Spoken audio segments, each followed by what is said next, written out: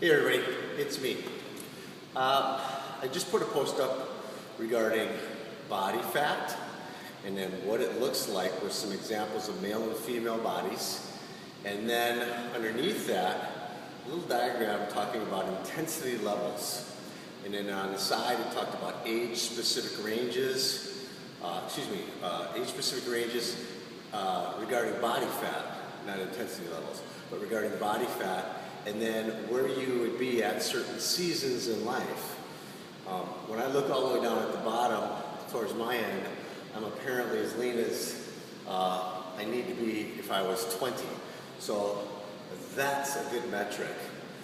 It's really difficult to talk to people and say it to them in a way where they won't be offended. So as you can tell by a lot of my posts, I'm not the guy that spends a lot of time and energy worrying about that, because it's not that I don't care what people think, but if a person already is at a place where they're so hypersensitive that they're easily offended by basically an absolute stranger, they really limit themselves to hear sometimes the messages that they need so that they can move into this next element of their life, which in my world is fitness. Now, I talk a lot about physique competitions and what's required to get that look.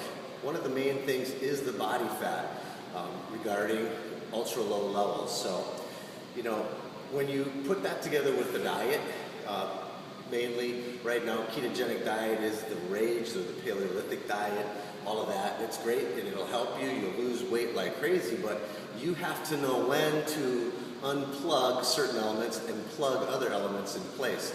And that takes a skilled professional. Usually it takes body fat recording, it takes energy level and sensitivity to your emotions, feelings, performance, and so on and so forth. A lot of things that you put metrics on, so you know when to start adding a certain type of carbohydrate and when you need to decrease certain types of fats and when you need to up or down the level of protein that you take in. So all of these diets out there work, but you just need to put metrics in place to measure so that you can see what needs to be changed, when it needs to be changed.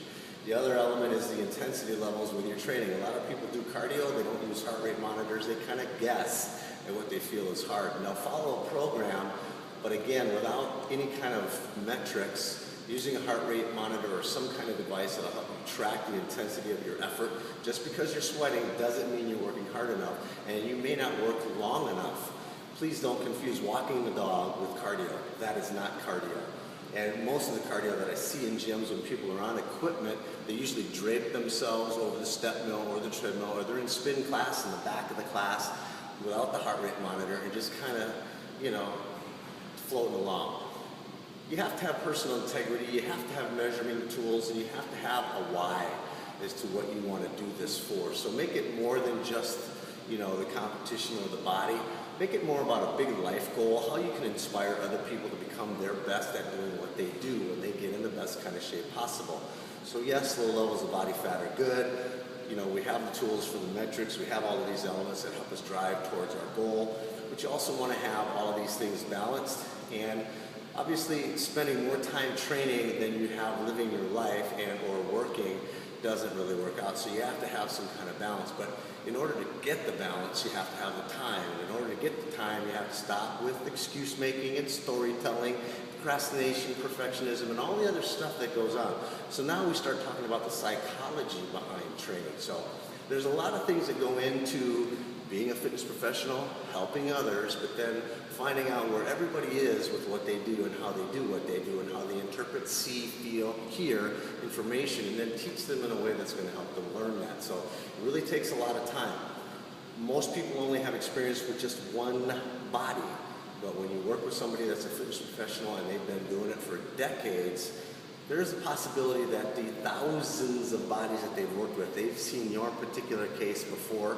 They can help you and pinpoint certain areas that you need to focus on. So you want to get the body fat low, you want to get a great diet, you still want to have your pancakes or cake or whatever, learn how to eat that too.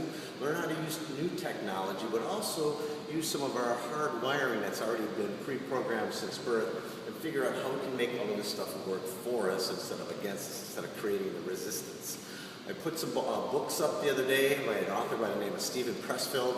Take a look at his books, read them in the series as the way I put them on the wall. Do the Work is the first one, The Art of War, or The War of Art is the second one, and Turning Pro is the third book, talking about resistance to change and people's aversion to want to get where they say they want to get to, but also how come they self-sabotage all the time and don't get there. So take a look at those things. Again, my name is Emile Jarreau, Mr. Fat Loss. I'm chunking a piece of my workout today, getting a little chest in before my next clients come in. So love you lots. Peace. Talk to you soon.